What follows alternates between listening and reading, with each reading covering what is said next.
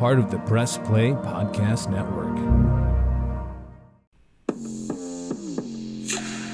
How's it going, everybody? This is Ben Billman, the host of the Full 40 College Basketball Podcast. I'll be coming to you weekly with the latest news and notes in college basketball. We'll be talking about which teams are rising, which teams are falling, and any other news or headlines that are dominating the world of college basketball, all the way until March Madness.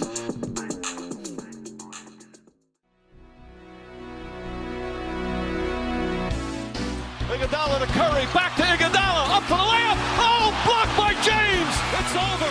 It's over. Cleveland is a city of champions once again. The Cavaliers are NBA champions.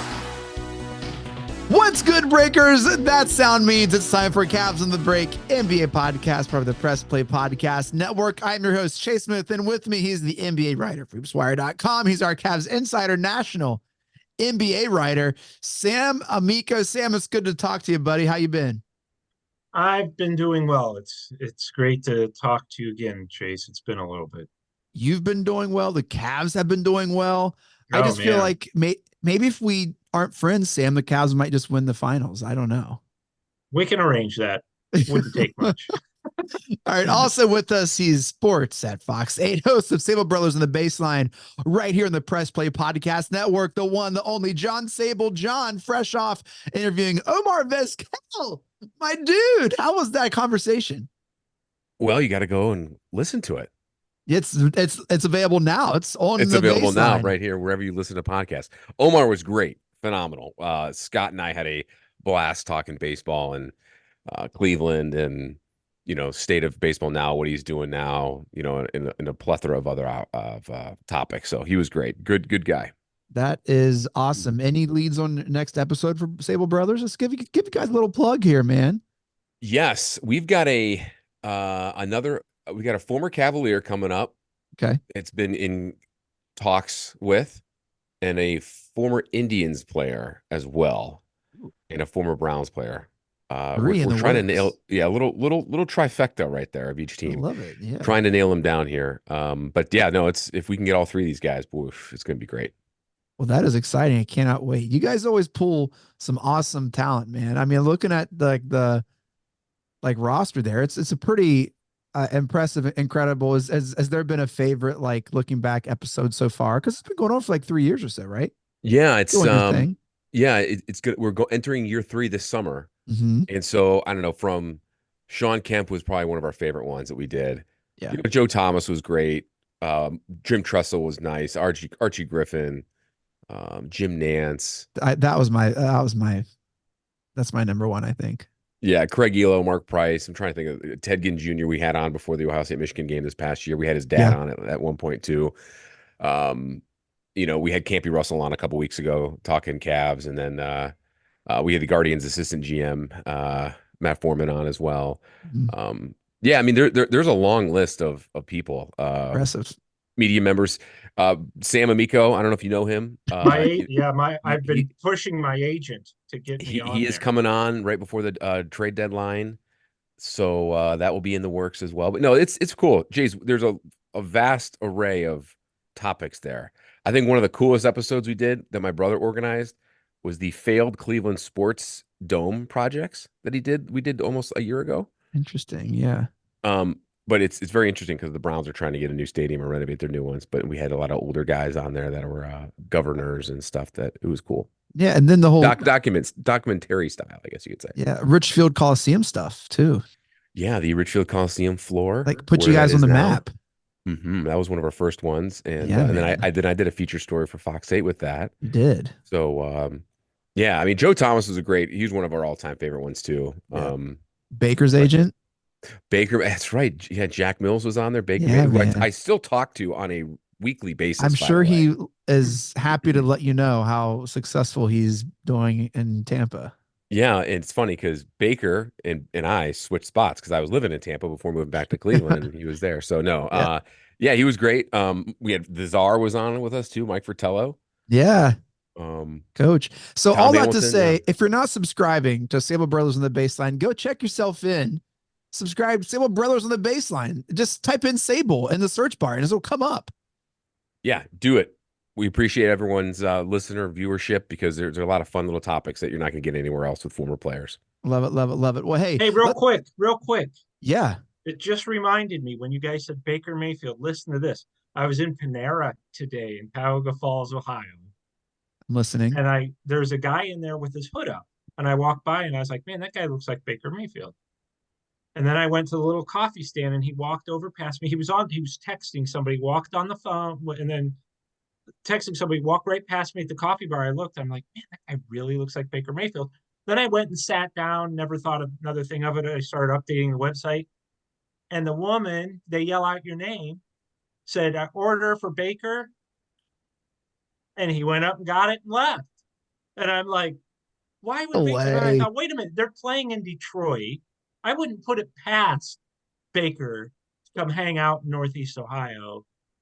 Um, Oh, I don't. what people can't see, Sabol immediately reached to pick up his phone. Yeah, Immediately. I hate to burst. Was Baker at Panera in Cuyahoga Falls today?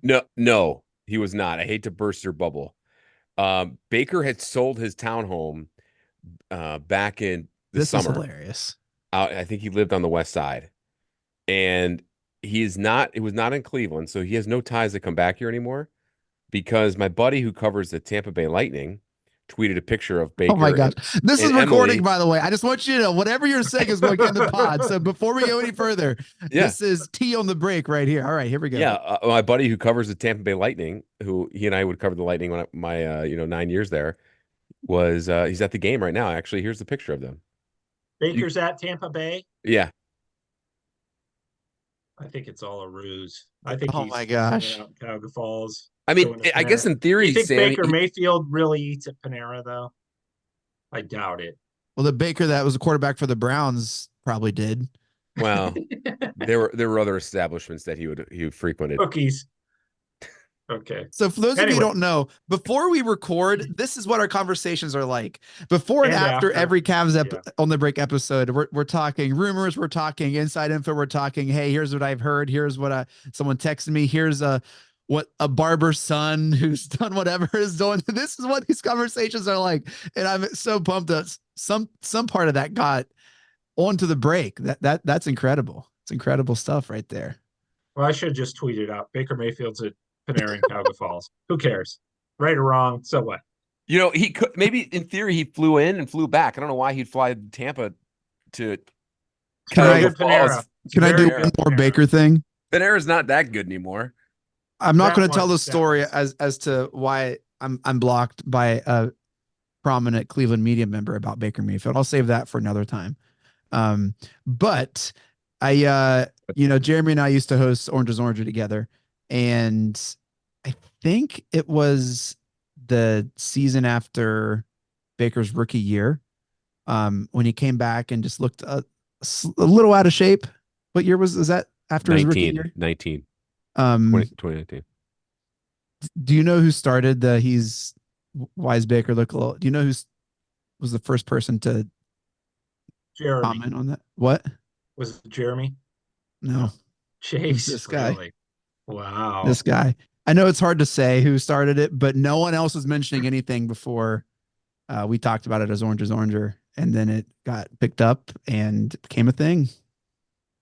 So it was accurate. Yep. Jeremy gave me a hard time. I said, no, dude, it is something is he does not look in shape. Now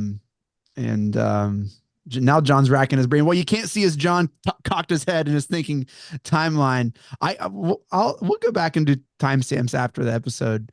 But yeah, Are we going to talk about the Cavs? we are going to talk about the Cavs because they are playing incredibly well. Cavs are okay. Let's talk about the state of the team. Yeah, thank you, Sam, for bringing us back. That might have been the longest tangent I've ever had on any show about any sports team. That was a lot of fun. So hey, here's the state of the team. The Cavs are fourth in the East, and stop me if you've heard this before. 2 games behind Philly, with Celtics number 1, Bucks number 2. Very 2023-ish. All of a sudden, we find ourselves in the middle of January, and it seems like everything has come back into shape. Things have righted what seemed to be wrong. Cavs are 8 and 2 in the last 10 games on a 6-game win streak. They found a nice little stride and a nice little rhythm with Garland and Mobley still out, at least for another couple weeks for Garland. And the team is riding off the backs of Donovan Mitchell and Jared Allen, making me eat my words. Jared Allen, who is playing like a all NBA center. Jared Allen playing out of his mind. Sam, how good is it to see this Cavs team playing this well? Yeah, I mean, everybody, it's obviously, as you said, Mitchell and Allen are leading the way, but just to see how cohesive they've been with everybody contributing in different ways. Obviously, Mitchell's leading them, scoring Jared Allen 10 straight doubles now. But it's really been the guys around them who have really have stepped up, whether they're not scoring or whether they're scoring or rebounding or just playing defense or making the right play. It's been a very inspirational run that they've had here uh, without Garland and Mobley.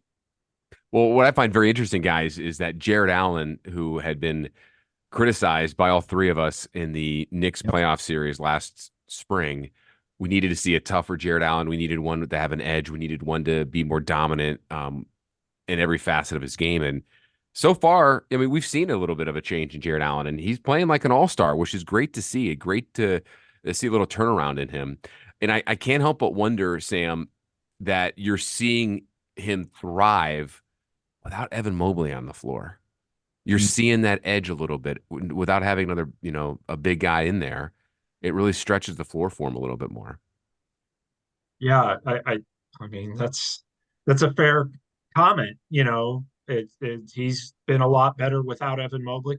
Now there's been times where he's been very good with Evan Mobley as well. So, Sure. Maybe this is something that he can capture for when Mobley comes back. And, this is only going to create more opportunities for Evan and really everybody else when Jared's like this. And the nice thing about Jared Allen is when he's productive, when he's scoring 23 points, he still never dominates the basketball. He does it always within the flow of the game. He's never, the offense never has to change because of him. He's just a guy who's going to get his baskets. He shoots a high field goal percentage within the flow of the offense or putbacks or things like that. So it's really not. And the one thing about Jared Allen that we all know is it's not a big deal for him if he scores or not. He's more about doing the little things, rebounding, altering shots, that kind of stuff. But the points are an added bonus when you're missing your top or two of your top three scorers in Mobley and Garland. Yeah, he's a very selfless player. He doesn't get wrapped Sure. up into that. And you talk to him, you see his personality. He's a very quiet, introverted guy. And I think that's the big thing people, I think, unfairly criticize him for because you don't have that like grit, toughness on the floor. You're starting to see it a little bit more. It's bad to characterize someone like that, but I think some people have. But he's a team first player, Jared Allen is, Yes. and his defense is something that doesn't get enough credit for, and very likable player in the locker room, and he's just got to keep this going as well as everyone else. It's just going to be interesting though when everyone comes back healthy, in a few weeks. Well, that was going to be my next topic of conversation. What I've loved seeing over these last couple of weeks is just the growth and the pops of the role players. Every game, maybe a different role player is having, whether it's a career high or some type of confidence building game. Sam, are any of those developments something that's long-term, that have any of these players really played into a playoff rotation? Is that something that we can build on, or is it just thanks for your service now? Once the starters are back, we'll get back to we will find, I guess, our normal rotation because they haven't really had a lot of time to play together. The quote unquote starters. No, yeah, I think. Well, you look at somebody like Sam Merrill, who has come in and proven that the Cavs went out this summer and they wanted to get more outside shooting. Well, now they have this guy along with Max Strus and George Niang from time to time, and Sam Merrill, who was already on the roster, who's really improved by leaps and bounds. At one point this year, Sam Merrill went to JB Bickerstaff, not kind of like concerned, but he was just like, what more do I need to do? is there anything more I can do? And JB said, I told him, you know, just be yourself, keep being yourself, because guess what? The 82 game season, something's going to happen. A door is going to open for you along the way somewhere. And guess what? It did. You hate to see injuries and you hate all that stuff, but this has really been uh, kind of a guy taking advantage of an opportunity in Merrill. And the Cavs really, obviously, very heavy analytics team. Well, the data shows that having Sam Merrill on the court benefits you greatly because, and Donovan Mitchell has said this, even when Sam isn't like necessarily getting the ball or hitting shots, the defense has to be aware of him at all times. So Yeah. you can't just leave him out there, which is going to create openings for everybody else. So I think there's a guy who's, yeah, when everybody comes back, he's going to be in the rotation. I still think Dean Wade's going to play plenty Mm-hmm. because of the intangibles that he offers. Well, and we'll talk You know, about him in a moment too. yeah, sure. And I'd be surprised. I still think Tristan's going to be that first big guy off the bench in terms of, backing up Mobley and Allen, and because we all know what he brings. Yeah, back to number 13, good old TT. Back on number 13. Right. It's back, baby. So John, when you have a player like Sam Merrill, how important is that when it comes to playoff basketball? Like we saw maybe what the Cavs needed last year. Like how important of a role is what Sam Merrill offers? Well, he's a shooter off the bench, and he's a kid that plays with tremendous amount of confidence, and he lets the game come to him. He rarely makes any mistakes in terms of turning the ball over, and you see the exponential growth in him in a short amount of time. I think we really all got glimpses of who he was during the summer league, and we saw him shoot the hell out of that ball, and he was a deep threat. The problem is with that, when everyone healthy, he just gets logged down on the bench. And you got to credit the Cavs for finding him and developing him like they did with Lamar Stevens to an extent a few years ago, and Dean Wade, and now with uh, um, Porter. So Yeah. Craig Porter Jr. And so they've and now Isaiah Mobley as well, and maybe Pete Nance too. I mean, he's still more of a project. Both those are more of a projects, but yeah, playoff basketball is key for him. But I think the rotation, you just brought that up, Chase, and we don't know what the rotation is going to be because everyone's still hurt, or Right.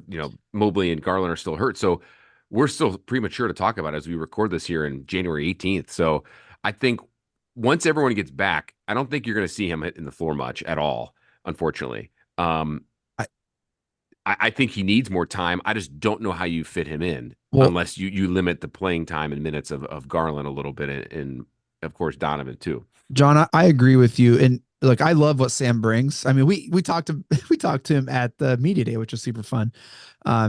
Great kid. Love what I see. Here's why I think more than anything, he won't be getting playoff minutes, like legit playoff rotation. Like he's a liability on defense.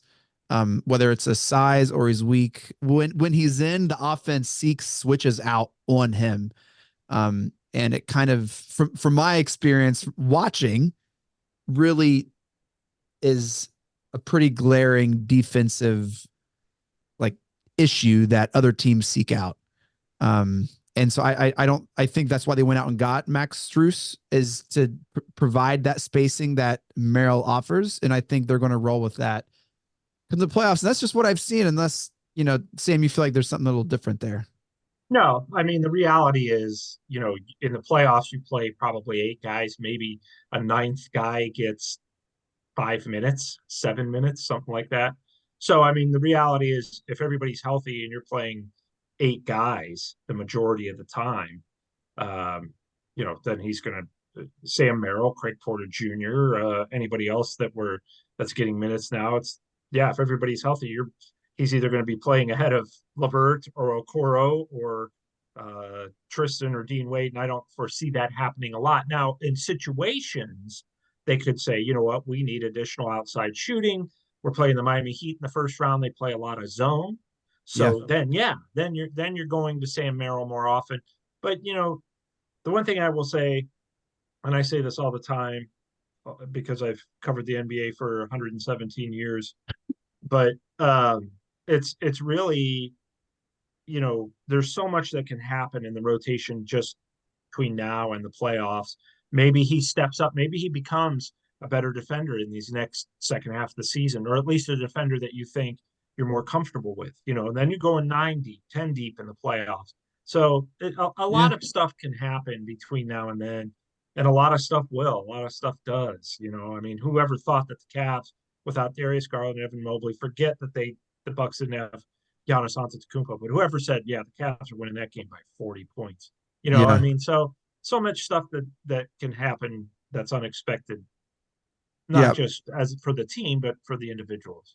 Another thing that I've noticed when I want to switch topics here from role players, we gave kind of Jared Allen his praise a little bit. We just skidded right over Spider, Donovan Mitchell, who is just continuing to be the player that we need him to be, but also become very vocal in support of the team on Twitter. And he always has been. But I find it interesting, at least in this different lens that I'm reading it through. Sam, you mentioned on HoopsWire, there's a rival, I think you said a Western Conference exec said that he won't be surprised if Mitchell re-signs with the Cavs. Yeah. Which is a very welcome mid-season change of headline from maybe what we were even talking about on this very podcast a couple months ago, Sam. That's incredible news. Yeah, well, I think that there's, here's the thing. Since OG Anunoby got traded to the Knicks, when they went out and got him from the Raptors, that was kind of their splash. And there's been talk that, the Knicks aren't there. There's no guarantee that the Knicks really want Mitchell. Their fans want him. And the Knicks would love to have him, don't get me wrong, but that's not what they're building towards. If you remember, like when the Cavs, before LeBron came back, a big part of the Cavs in 2013 were building in the hopes that LeBron would be there, and then if not, they would go a different direction. But they wanted to wait and see if LeBron was coming. The Knicks aren't doing that with Mitchell. The Knicks are, here's our team, we're going to put it together, and we're not going to mortgage the farm for anybody right now. That's just where they are. So there's that element to it. Was this what the other GM was speaking to? Just kind of like that part of it? Yeah. The other GM was saying, look, first of all, where else Donovan Mitchell, if he were to leave, the philosophy is if he were to leave, he wants to go to the Knicks. He said, that it's only the fans and maybe the media who have said he would want to go to Brooklyn. He doesn't want to play for the Nets.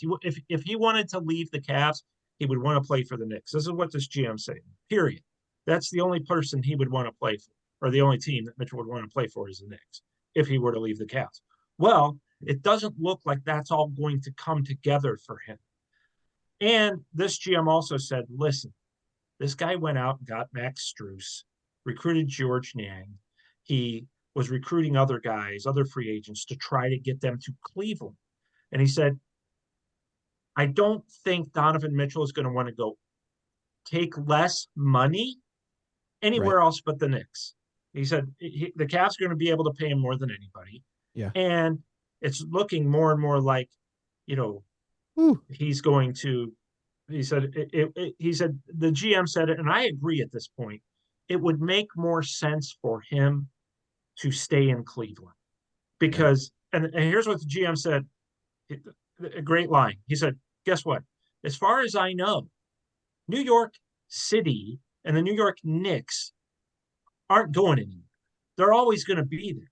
Donovan Mitchell can go play for them at the tail end of his career after he's accomplished some things like, great things, and let the Cavs build around him as opposed to just rushing home to play with the Knicks. He said, that's what fans and media want to believe. He said, I don't think that he has that mindset. I don't think he thinks I need to go play for the Knicks right now. He said, I can almost guarantee you he doesn't think that. Yeah. John, he said, at some point he might want to, but right now, no, it wouldn't make sense for him to. John, how are you processing mid-season rumor that our star player could come back? Yeah. Well, Sam and I touched this on the last podcast extensively. And I think it just puts everything to bed for the year. I mean, Yeah. The trade rumors are going to be all shot down. It's a no topic right now. The Cavs brass are questioning where this is even coming from, and it all really just stemmed from all the injuries, and all of a sudden everything was going to get blown up, and that just clearly didn't happen. So, to Sam's point, and to the rival GM's point, I mean, yeah, Donovan recruited Niang and Strus and took an active recruitment in this. He bought in. He's embraced the community. He's embraced the team, But I just, even if the Cavs were to, he's not going anywhere until if anything happens at all, it could happen over the summer if they collapse in the playoffs or something catastrophically bad happens.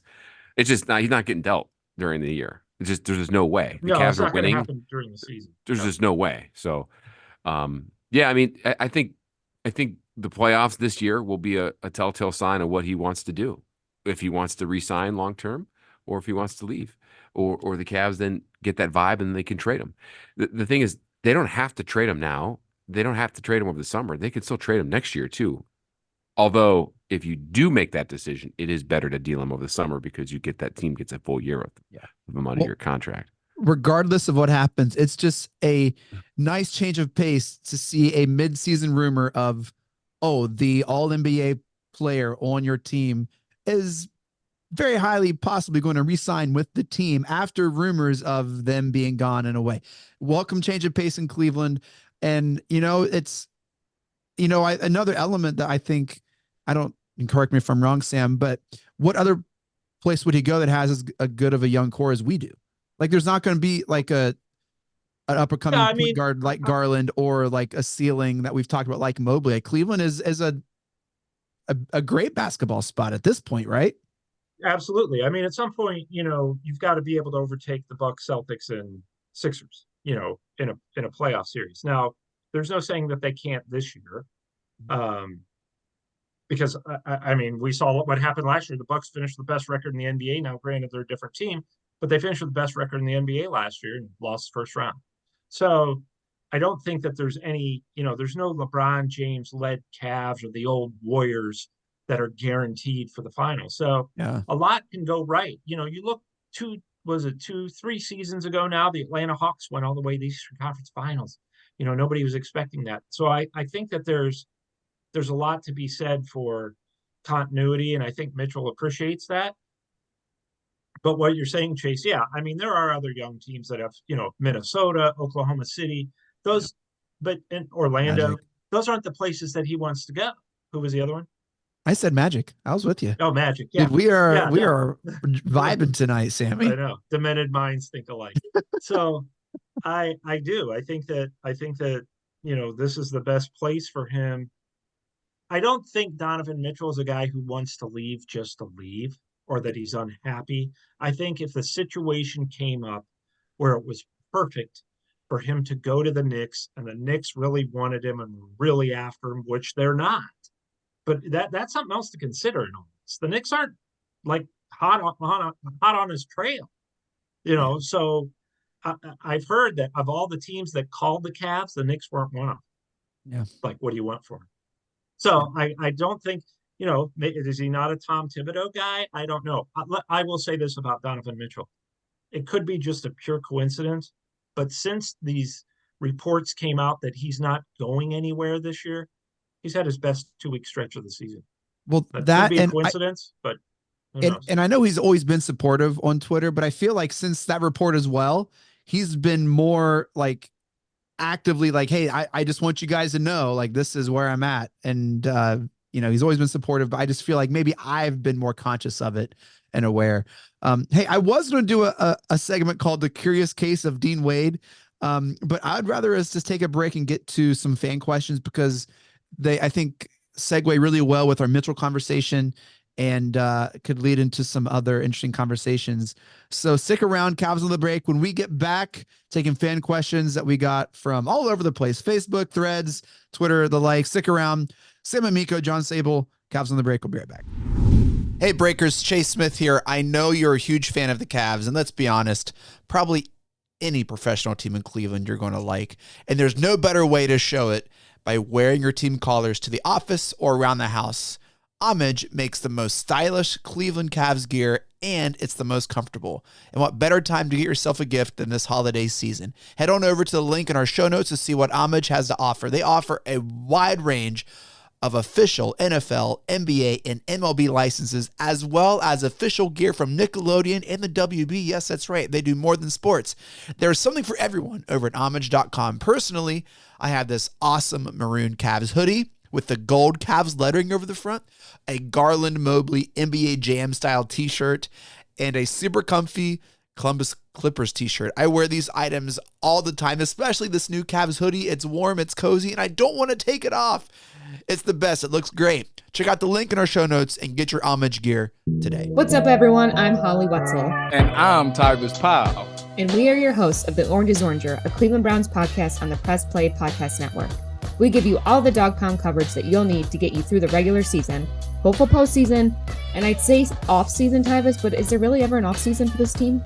Thankfully for our podcast, Holly, there really never is when it comes to the Cleveland Browns. Don't miss our breakdown of each week's matchup, game recaps, and any and all news out of Berea to feed your Browns appetite. As we know, Holly, dogs gotta eat. Yes, they do. So hit that subscribe button and never miss an episode of the Orange is Oranger, Cleveland Browns podcast on the Press Play Podcast Network. Looking for new insights on the Cleveland sports scene with a unique side of Cleveland sports history? Then you found the perfect podcast. I'm John Sabol. And I'm Scott Sabol, and we're hosts of the Sabol Brothers on the Baseline podcast, a podcast about Cleveland sports, but not your typical podcast about the land's sports teams. Join us as we embark on a journey of sharing a unique and historical side of Cleveland sports history with the help of some former Cleveland sports stars and other historical figures. All right here on the Sabol Brothers on the Baseline podcast, part of the Press Play Podcast Network. The R&R podcast going to be rocking and rolling with you because football season is underway. College, Ohio State, the Power Fives, the MAC, the Browns. Michael Regai, are you ready to rock and roll with some football? Kenny, I've been ready. This is our time of year. This is what R&R is all about. We're going to be with you every week. Kenny just said it, Browns, NFL, Ohio State centric. So you got to stay with us all fall and winter long here on R&R. That's right. The Regai and Rhoda podcast coming to you here on the Press Play Podcast Network. Subscribe now and don't miss a show.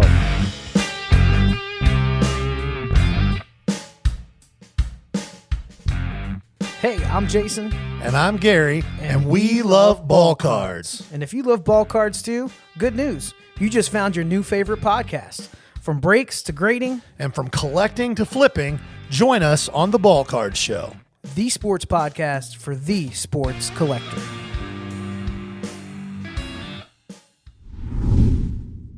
All right, we are back, and we posted earlier today that we're going to be recording tonight. This is Thursday, January 18th. After we do fan questions, we'll talk about the slate coming up and who we play next. We have a couple conversations that just continuing our Donovan Mitchell conversation. Aaron Ellington on Threads is pretty passionate that we should trade Mitchell. He says he has a whole book about it, so maybe he could enlighten us about some of his thoughts, which we've talked about ad nauseum. You on and off air about what that would look like. But our boy, former co-host Jeremy and Akram on Facebook asked us this question: would you trade Garland if Mitchell would agree to a max deal? He also said we should trade Mobley on Twitter, which blew my mind. So we'll tackle that in a moment. So his initial question: would you trade Garland if Mitchell would agree to a max deal? I don't know if it's either or. Maybe he's saying, if we have a max deal with Mitchell, we can't have a max deal with Garland. I don't really know. No, I think what Jeremy's saying is, if you can get Donovan to re-sign long term, would you trade Darius Garland? What would you do, John? I would like to still see what they can do. We've only had a season and a half of both of them playing. However, there's data that shows they both play better when they're not on the court. And we're seeing it now, and we saw it before. They're buddies, they get along great. So I don't think I don't think that's an issue.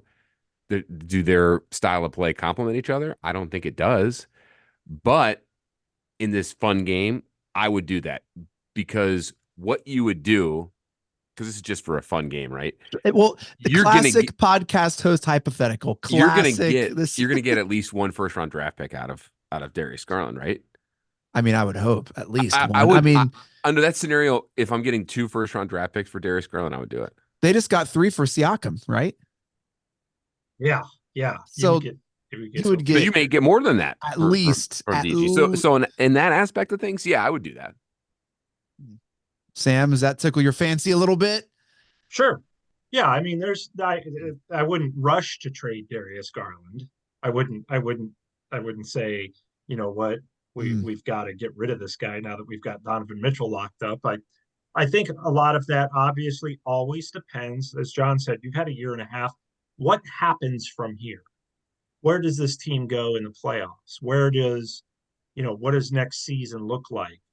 I think that you have to consider that. There's a lot to be said. I know this, and I'm with fans when it comes to trades and stuff. I love to see them, and I think it's cool and all that. It really helps the website. But I think there's a lot to be said for continuity in the NBA. Yeah. You look at the Denver Nuggets last year. You look at the Miami Heat last year.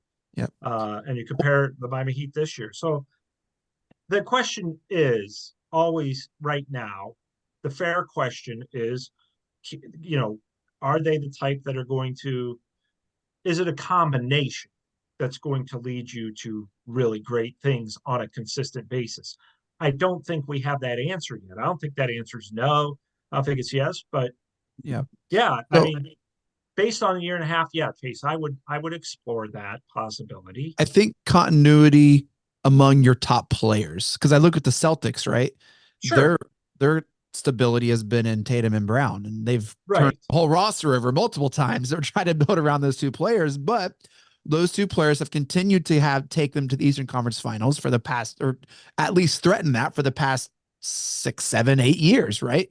Same with the Bucks. You have a core stability that you have in your whatever. So yeah, it's an interesting conversation, and I do want to see what, if our core would be Mitchell, Garland, Mobley, what does that look like? Which I think leads us to another interesting part that he mentioned about trading Mobley, which I think the conversation is, can Allen and Mobley coexist to their maximum skill and ceiling?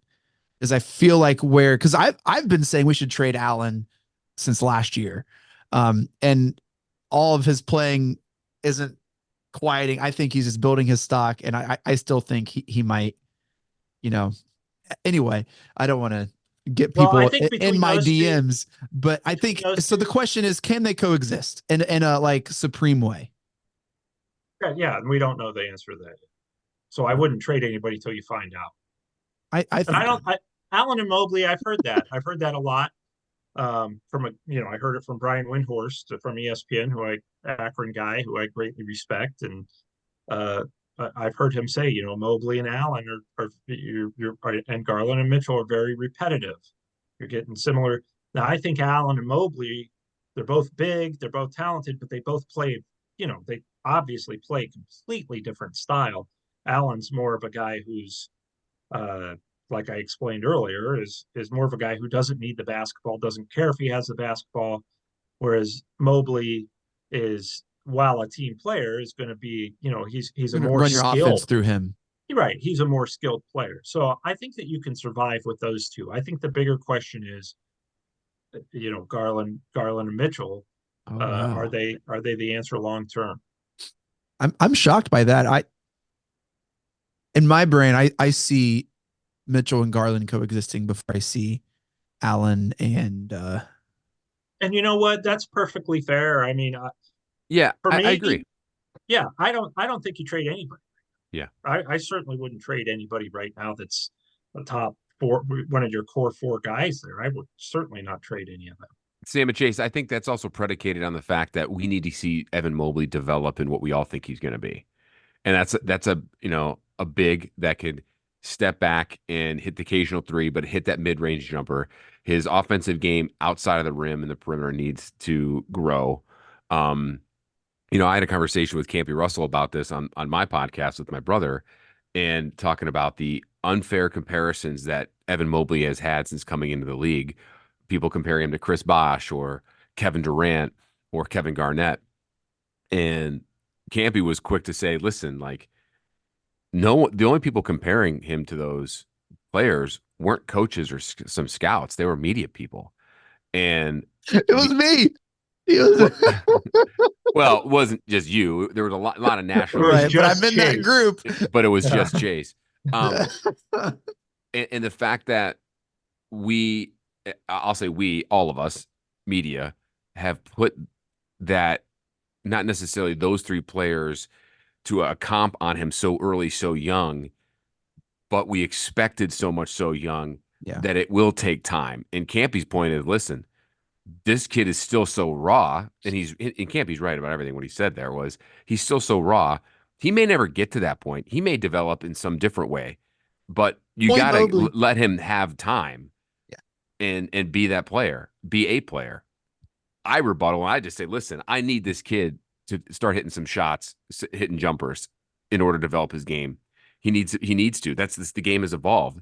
The day of a big center in the middle dominating is no longer there unless you're, and the Joker. And even Jared Allen, to a certain extent, he was hitting some jumpers the other night when we were at the Bucks game. So I don't know. It's an interesting conversation, but I think before you just jettison Evan Mobley out of here, I think you still need to see what the ceiling is going to be. Oh, I'm not trading Evan Mobley. I'm fielding offers for Jared Allen yesterday. So I think, but with those expectations, let's not forget he's a third pick in the draft. And so lottery picks brings expectations. They bring a shortened window of development. They bring I want to see what you can do right now. That is part of being a lottery pick, especially a top 3 pick. Well, he's also 22. Think about that. He's going to turn 23 in June. He's super young. Right. And the lottery pick argument that you make, that's us media putting that on him. I mean, I don't know if the Cavaliers or other teams are putting it on him. We're doing that as media and fans. Like, do the Cavs have that pressure on them, Sam? I don't think they do. I don't get the sense that they don't at all. I mean, one of the big things they want to do is make sure, he signs that extension too when the time comes. So they're really handling it with kind of kid gloves, because that's what's important to them, is to make sure he's locked in, and then you can continue to push him to develop. I just, real quick, Chase, I only have one, my only issue, and I don't want to come out sounding negative about Evan Mobley, because that's not where I'm really coming from. My one concern is he was phenomenal, always making the right play when he first came to the Cavs. His first half of his rookie season, I think he's good now. He's not been as good as his first 40 games as an NBA player. And I don't know why that is. I don't know whether somebody told him, you need to start doing this more. You need to start stepping out, shooting more threes. He's just not been as fluid. And he still has nights where it's like, you see, man, that guy's so good.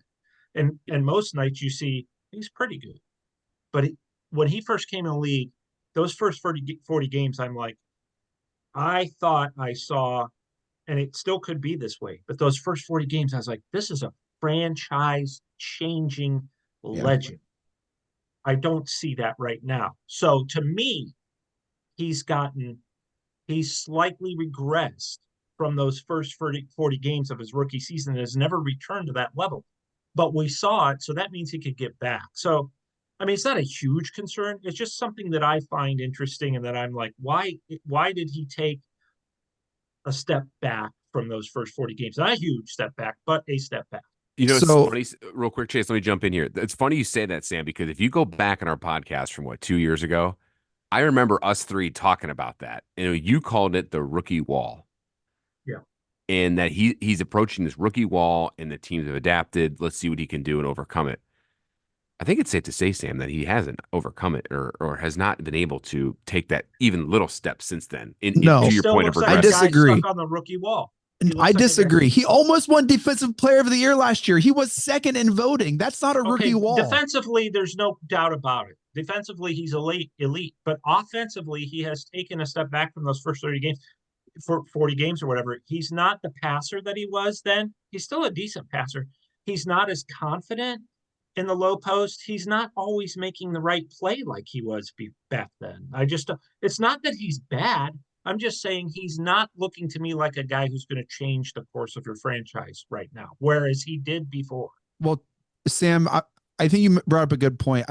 When I've been around the Cavs, and it's not as much as you, but I have noticed them taking extreme care of Mobley, of just making sure that they're not putting all that stress of a franchise legendary player of like it. That is not felt with any of the, like when I've been around the team and the coaches, that's not what I've felt or experienced. And so I think that's a really good point that they are doing their best to take care of him. When Jarrett Allen broke his finger his rookie year, was that the start of the season or the end of the season of Mobley's rookie year? That was the end of the season because Allen came back. Remember, he came back in the playoffs or play-in game, tried to play in the play-in game. Oh yeah, against the Hawks. Yeah. Garland was out with the broken eye socket. No, that was last year. That was the second. Yeah, it was the start of last year. I don't even know. All kind of blends together. Yeah, Garland got popped against Toronto that first game. Yeah, against the Raptors. Yeah. Then the Cavs All right. won 8 in a row. Well, maybe next time Jeremy throws a little napalm bomb in our podcast, he can come on and ask himself. Yeah, Jeremy, little turd. Just come in here to have all these hot takes. On the podcast. He didn't come on the podcast yet. He's dominating it again anyway. Yeah. All right. Evan Clowers off X said this. JBB has done a great job this year despite his hand being dealt with injuries. And then he asks us, what does Sam and Chase think about Coach Bickerstaff? What does Sam and Chase think? Sam, they want to know what we think. That's the first. I know, Evan. I appreciate it, man. Go for it, Sam. What you got? What do you think of Coach? You can't. I mean, how can you do anything but praise them? They've won what, 11 of 14 or something along those lines, 6 straight, and you don't have leading scorer number 2, Garland, leading scorer number 3 in Mobley. You don't have the defensive presence of Mobley. I just think you can't complain. I know it. Look, coaches know this. They always take the blame and they get none of the credit when things go right. But I think that he deserves a ton of credit for keeping this thing afloat, and not only keeping them afloat, but they're right where they were last season.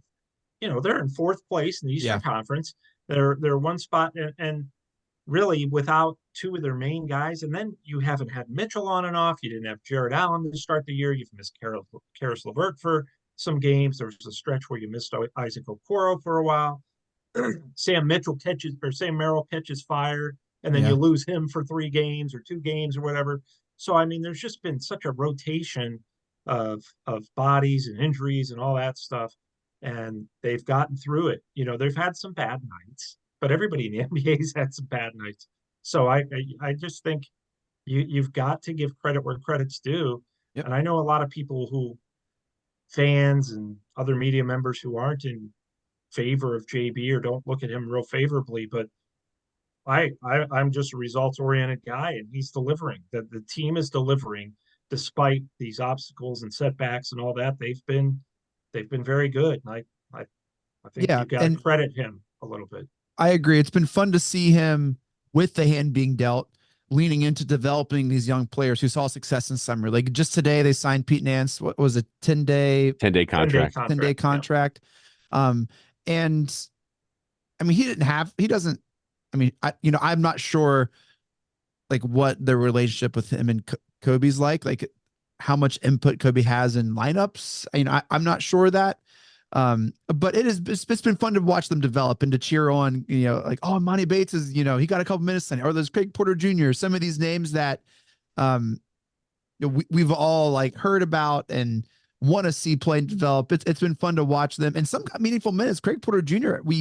Last month I think we played the Sixers in Philly right before the in-season tournament, and they got some good kind of like intense minutes there. And so yeah, I would agree for what he has to do right now in middle of January. I think it's been great to see, and I don't think anything will happen until the playoffs, and I think there's a world where I don't want to be him if we have a really bad exit again. Yeah, and you know what? It's funny. Like a month and a half ago, I think we all kind of thought maybe his seat could turning to be a little worst warm, case scenario. Yeah. And I think that was valid. Sure, I really do. But things turned around, and how he was able to get this team together and buy in with the injuries to Garland and Mobley and consistently win. Granted, the schedule has been garbage, and they're taking advantage of that. And you're supposed to do it, and they're doing it. And everyone seems like they're having fun. So it could not have gone any better after those injuries. And you got to give credit to JB and his staff for doing that for sure. Yep. Can I read a question now? Yes, go for it, Sammy. Brett Bland on our Okay. Facebook page, Okay. who is a classmate of mine, CVCA, go Royals, asks, who finally got Jared Allen playing aggressive on offense? Give that man a raise and tell him to keep motivating Allen to keep trying to score, makes the team offense run so much better, which is very true. I mean, Allen has been much more aggressive. I really think that the credit there belongs probably to Jared Allen. I just think that he's taken it upon himself to be more involved, more aggressive, feels more confident. And I think the coaching staff and Jared Allen himself are the reasons he's done that. Yeah, I don't think we would see us with Mobley still in the court. And so I think definitely taking advantage of the opportunity he has for sure, which again just goes right back to Jared Allen. Yeah, cool. Thanks, Brett. Hey, thanks everybody. We also had one more final one on Twitter from Azuma Films. I don't know who that is. It's just an account with it seemed like a brand or company name or whatever, but asking observations made with Garland and Mobley out, which I feel like has been kind of our whole conversation throughout the whole pod in some way, shape, or form. So Azuma, if you want more opinion, just send us a tweet or a thread or whatever they're called, and we'll make sure to highlight. John, you're a professional, man. You were already trying to get us to the scheduling, talking about the last couple games, what we got coming up. Slate 13, the Cavs have 3 games. We've already won 2 of them against the Bulls on Monday and the Bucks on Wednesday. Our next game is Saturday, tomorrow, because you're probably listening to this on a Friday or Saturday. Saturday, January 20th at State Farm Arena versus the Hawks, who are almost in every other trade rumor at this point for whatever reason. Whoever it is, I feel like the Hawks are popular. DeJounte Murray. Yes, there you go. Yeah. So they got that going for them. And then on 14 next week, slate 14, we are away. We got 3 away games. Well, starting with the Hawks. We are in Orlando Monday, January 22nd against the Magic, and then a 2-game stint in Milwaukee versus the Bucks in Milwaukee, January 24th and 26th. Monday, Wednesday, Friday next week for the slate 14. All on the road. All on the road. Yeah, which all difficult road games. Magic, Very. Yeah. Great young squad.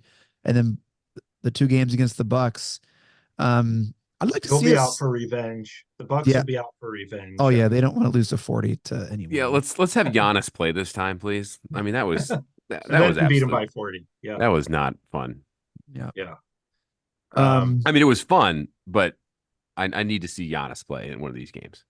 Yeah. Yeah. I think the Cavs can take one in Milwaukee. I think they can. I think they're going to try. I think they want to see what they got. I think the Cavs need to go 1-3 on this trip. They can't lose all 4. Otherwise, it'll be a very different podcast next week.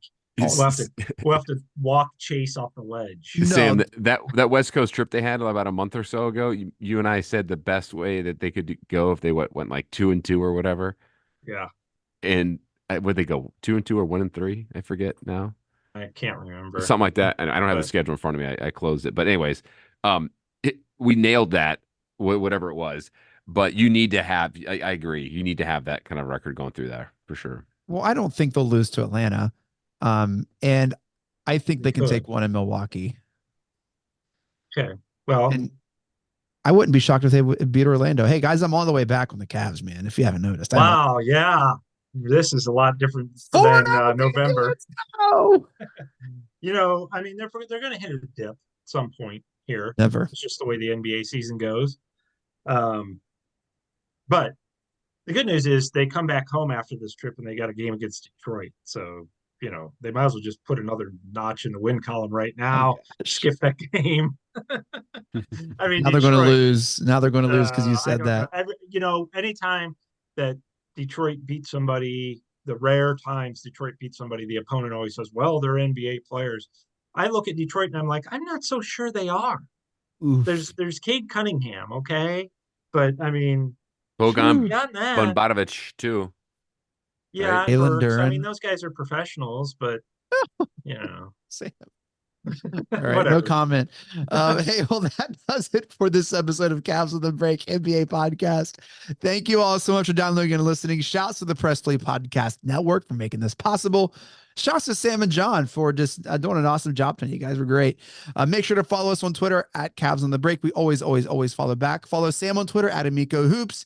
Java's works and writings at hoopswire.com and at Wire Hoops. Follow John on Twitter at John_Sabol. Get him at Fox 8 and Sabol Brothers on the Baseline podcast. Guys, Junkyard Dog Award. Who gets it tonight? Not me. Let me just tell you that much. I agree. Not yes. I vote for John. I vote for myself too. Let's just take it. Sabol gets it. Junkyard Dog Award. John Sabol, man. Got my specs on here, guys. My contacts are taking looking good. Looking good. Sabol, final thoughts. You know what? This is a fun team, guys. Without the stars, with Mobley and Garland, and they're exceeding expectations and proving everyone wrong, including all three of us. I want to keep this rolling, and I want to continue to see some good basketball. Love it. Sam, what are you thinking, man? Final thoughts?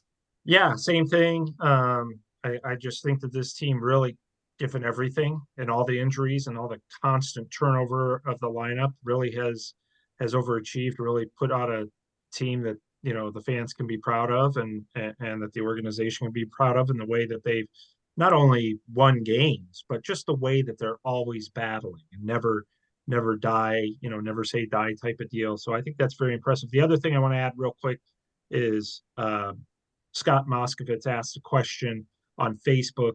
I at least wanted to give him a shout out because he talks, he interacts with me way more than either of the two of you. And he's just a really cool Facebook follower of mine, and always comments, always likes my posts, and I'm very grateful for him. He asked, what do we see the rotation being? Garland, Mobley return, and we kind of answered that, but I at least wanted to give him a shout out because it's rare. Not even my mom gives me as much love on my website and Facebook and all that. So I'm always thrilled to interact with him and as well as any of the readers. Well, shouts. There you have it. Shouts to Scott. Thank you. I'm surprised Jeremy didn't win the Junkyard Dog Award for. Yeah, that's what he was going for. We all know it. I think so. No, John, you deserved it. Hey, when the Cavs go 4-0 in this road trip, I want the Junkyard Dog Award. I'm going to say that. Just mail it to you. Yeah, mail it to me. Right. Mike Breen, take us out. Congratulations, Cleveland. Your decades-long wait is finally over. The Cavaliers are NBA champions.